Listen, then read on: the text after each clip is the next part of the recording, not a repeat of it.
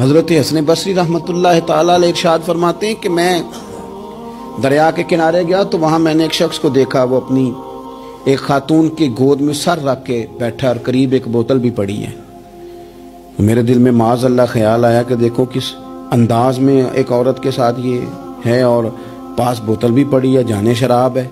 کہتے میں سوچ ہی رہا تھا کہ اچانک ایک کشتی آ رہی تھی دریا میں، وہ ہج کو لے کھائے، کشتی میں 4-5 لوگ تھے، وہ دریا میں ڈوبنے لگے۔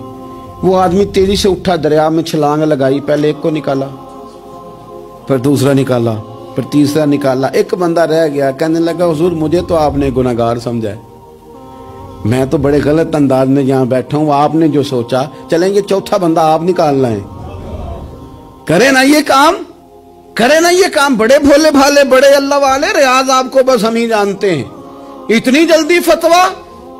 حضرت حسن بصری فرماتے ہیں میں پشیمان ہوا، میں نے کہا مجھے تیرنا نہیں آتا، تو دیر نہ کر، چوتھا ڈوب نہ جائے۔ پھر اس نے چھلانگ لگائی، چوتھا بھی نکال لایا اور کہنے لگا حضرت آپ نے جلدی کی سوچنے میں، یہ بی بی میری ماں ہے